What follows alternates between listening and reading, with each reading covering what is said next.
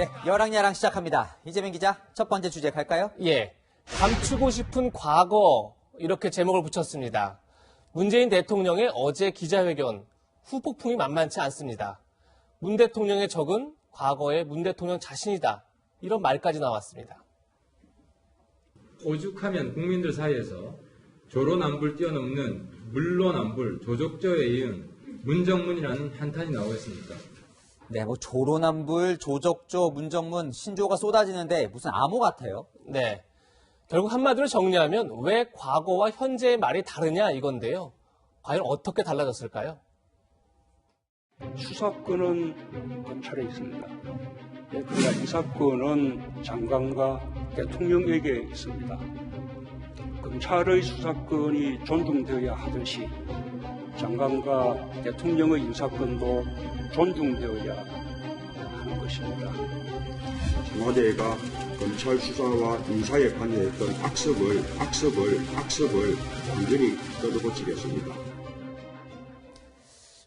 그러니까 청와대의 검찰 인사권에 대한 대통령 시각이 과거의 악습에서 이제 존중의 대상으로 바뀌었네요. 네. 분명 두 발언 사이에는 7년의 시간차가 있습니다. 그래서 어느 정도 이해할 수 있는 측면도 있지만요. 그렇다면 이건 어떨까요? 자신이 임명한 검찰 간부들 숙청한 게 무슨 대단한 검찰 개혁이라도 되는 것처럼 설명하셨습니다. 자기 자식 자기가 죽여놓고 뭐가 그렇게 잘합니까? 이 궤변이자 국민 우롱입니다. 자기 자식을 자기가 죽였다. 저 무시무시한 말은 뭘 말하는 건가요? 예, 현 정권에 대한 수사를 지휘해온 검찰 간부들이 지난주 대거 좌천됐었죠. 네. 근데 그들을 6개월 전 그 자리에 앉힌 사람도 문 대통령 자신이었습니다. 그렇다 보니까 여권에서는 이번 인사를 옹호하기 위해서 지난 인사를 부정해야 되는 그런 이율배반적 상황에 처했습니다. 6개월 전에 이른바 윤석열 사단의 인사에 대해서 오케이 한 건 결국은 현 정부 아니냐. 이런 반론이 나올 수 있잖아요. 그리고 그것 자체가 좀 당시에 매우 부적절했다고 좀 봅니다. 그래요? 6개월 전 인사 자체가 부적절했다? 그렇습니다. 저는 그런 식의 인사를 하는 것 자체를 용인하는 것은 안 된다. 그러니까 여당 대변인이 6개월 전 대통령이 한 인사를 부적절하다고 비판한 거네요. 결국 그런 꼴이 됐습니다. 앞으로 청와대는 더 난처한 상황에 놓일 것 같습니다. 국민청원 게시판에는 윤석열 총장의 수사팀을 해체하지 말라는 청원이 올라왔고 대통령 기자회견 직후인 어제 저녁 20만 명 이상의 동의를 얻었습니다. 청와대가 공식적으로 답변을 해야 하는 상황인데요.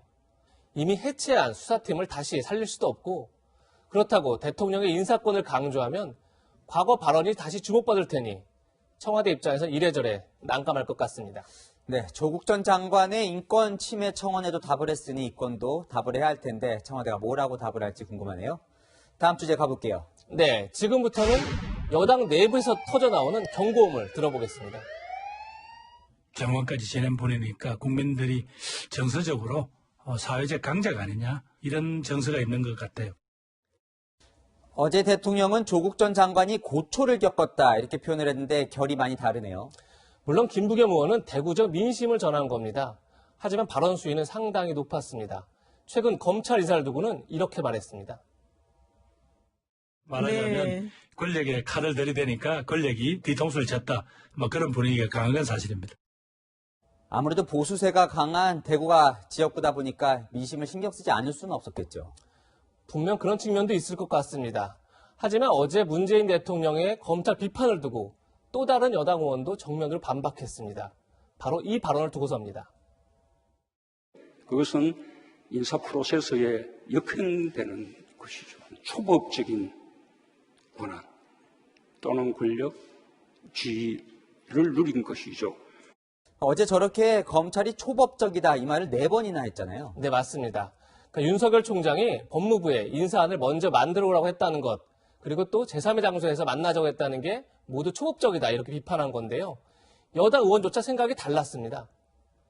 만약에 대검에서 인사판을 짜가지고 인사안을 짜서 법무부에다가 우리 생각은 이렇습니다라고 먼저 줬으면은 저는 그게 초법적으로. 대검에서 인사안을 짰다면 오히려 그게 더 초법적인 것이고 제3의 장소에서 만나는 건 인사 보완을 위한 지금까지의 관례였다는 겁니다. 그러니까 여권 내에서 대통령과 다른 목소리가 나오는 건데요. 내부 경고음 어떻게 봐야 할까요? 아무래도 지지층만 바라보는 국정 운영으로는 총선이 쉽지 않다. 이런 내부의 위기감이 반영된 것 같습니다. 오늘의 한마디는 더불어민주당 공천관리위원장을 맡은 원혜영 의원이 언론 인터뷰에서 한 말로 대신하겠습니다. 민주당 최대의 적은 자만. 네, 지금까지 여랑야랑이었습니다.